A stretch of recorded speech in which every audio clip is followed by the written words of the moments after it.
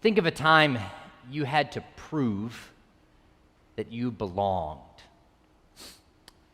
Maybe it was boot camp in the military, or when you were pledging a fraternity or a sorority. Maybe it was writing that college essay for the admittance or for the scholarship to prove that you were smart enough to be part of that school. Maybe it was when the coach approached you and offered you that letter C to be sewn onto the front of your jersey so that you had to prove that you were worthy of being called a captain of the team.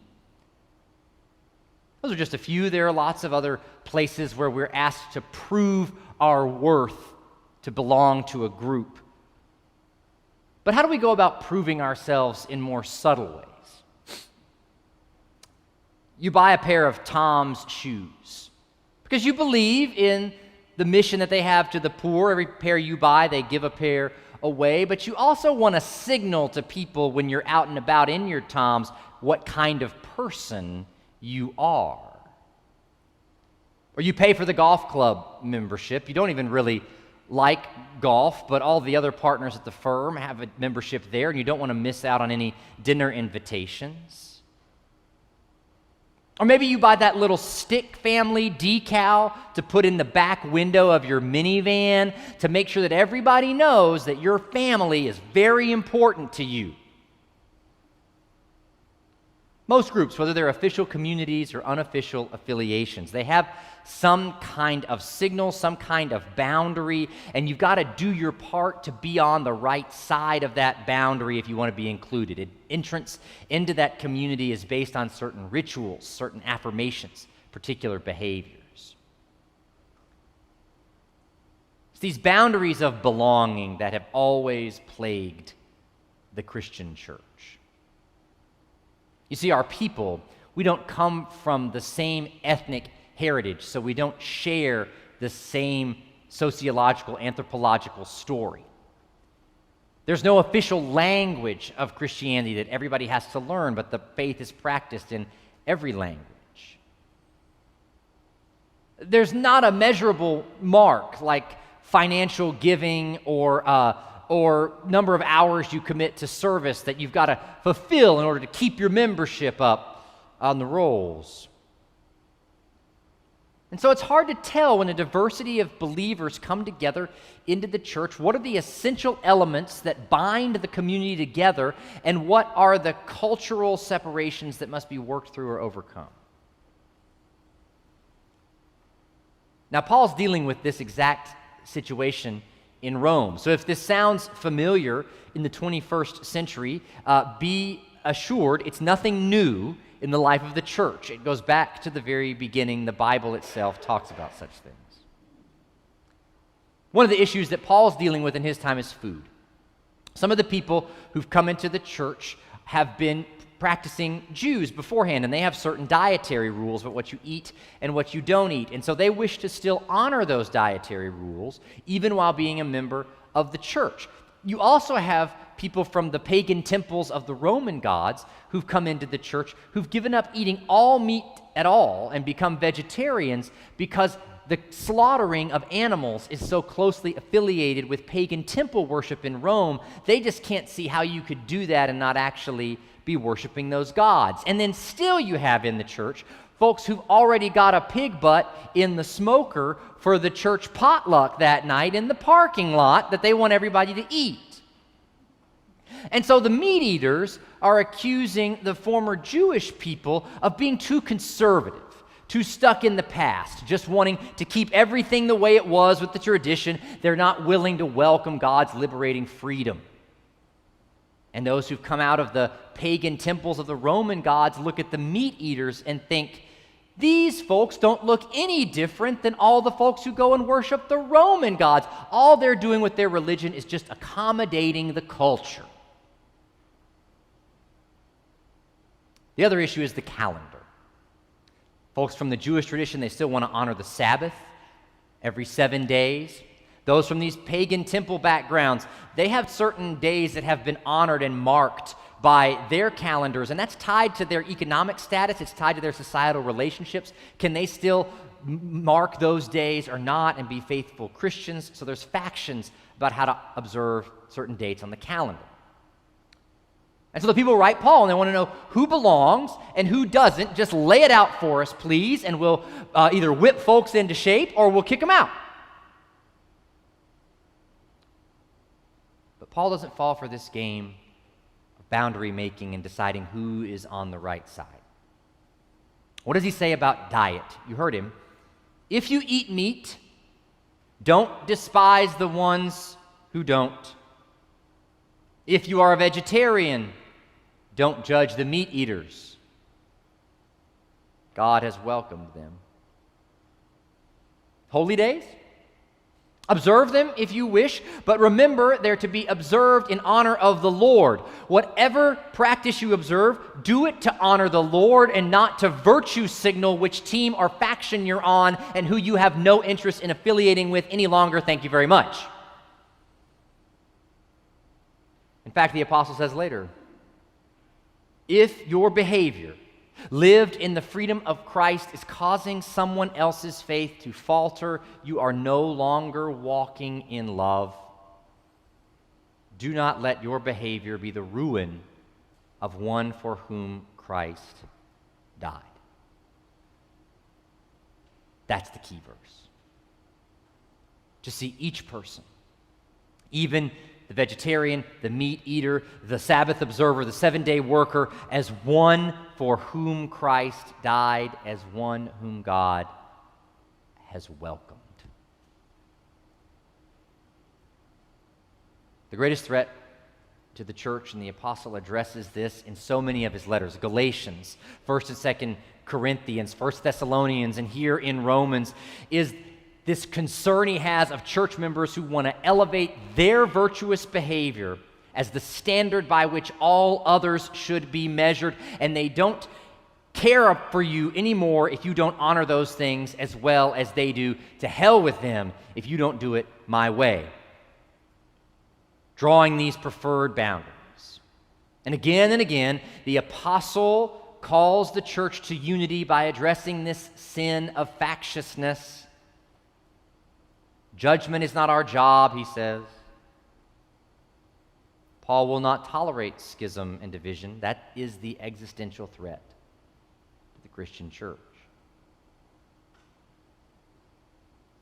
The danger of self-righteousness is therefore closely allied to the danger of self-idolatry, writes New Testament scholar Paul Ochtermeyer. It is the danger of setting up something other than God as God, in this case oneself and one's own preferences.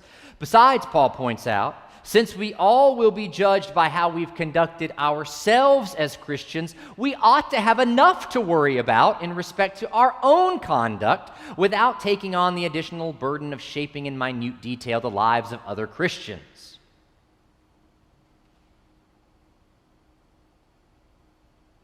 Y'all know there's a presidential election this week. Of course you do. Because we've seen over the past 2 decades our political identities grow in importance that in many cases they've become for folks their primary identity that they carry around. The social, economic, environmental, relational elements of party platforms have come to be the identity marker of many folks, even more important to their identity than their faith identity. And this incessant need to affiliate only with those who agree with my politics causes us to refuse to see our neighbors as anything more than a stereotype we create of them instead of people who have suffered their own pain, people with unique stories to share, lives in need of the grace of God just as much as you or me. We want to define the boundary. We want to decide who's inside our boundary, and we want to keep outside the ones we disagree with. But the Christians I admire most are the ones who dive more deeply into the personal than the political, who've discovered, because they've been through their own suffering, they've discovered a God who does not abandon us and will not separate us from one another. When the cancer diagnosis comes and the treatment plan is laid out, Democrats, Republicans, and everybody in between signs up, shows up with a casserole, writes a note, offers prayer. When the parents of the child cry out in anger and grief because that child has died, it doesn't matter who you vote for, because the presence of Christ has to be known in an embrace and with tears.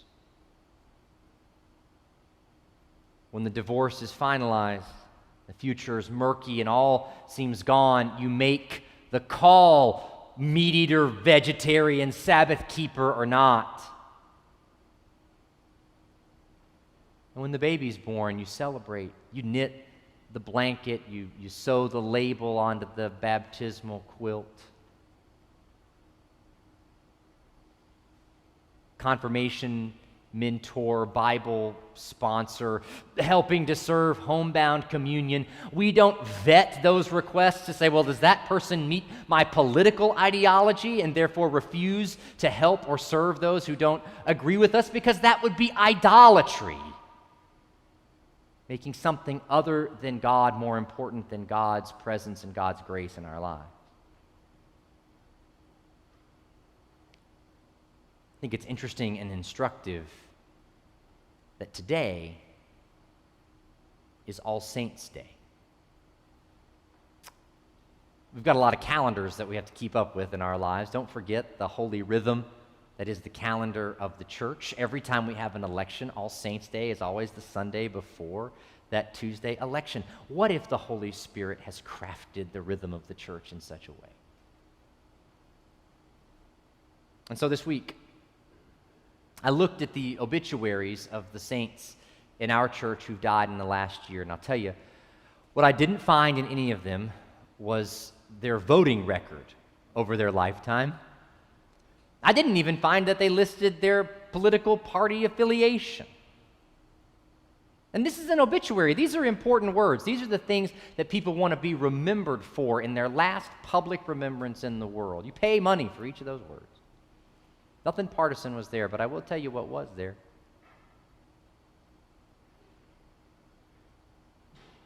Helen Ammon was a longtime and faithful member of Raleigh Court Presbyterian Church, singing in the sanctuary choir for 50 years. She also served as a deacon, was active in the Sunday school program, was a leader in Women of the Church, and was a table parent with the Kids Kirk program. Gussie Taylor loved her family and husband unconditionally and was a circle leader and a devout member of Raleigh Court Presbyterian Church since the 1950s. As a lifelong and faithful Presbyterian, one of Carrie Nelson's biggest regrets was that as her mobility and health started to fail, she was not able to participate actively at Raleigh Court Presbyterian, where she was a member. Her faith and cherished friendships from the church were precious to her and helped to sustain her throughout her life. Irene Maygarden was actively involved in Women of the Church at the various Presbyterian churches she attended, as well as the Hunger Mission Group at RCPC.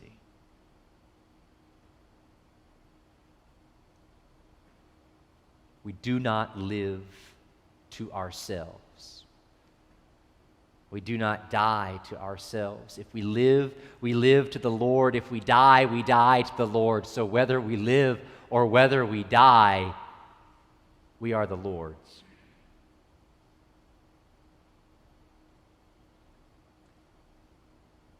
Friends, you know that we keep our baptismal font in the center of our sanctuary, right in the center aisle. It is a visual reminder every time we come in here that we are brothers and sisters to one another in grace.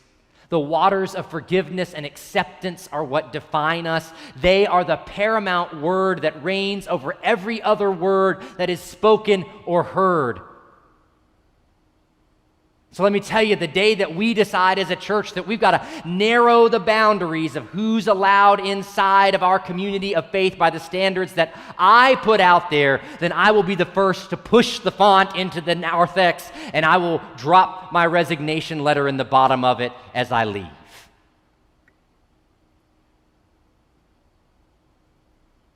But until that day, why don't we be a church that follows the instructions of the apostle? To live in righteousness,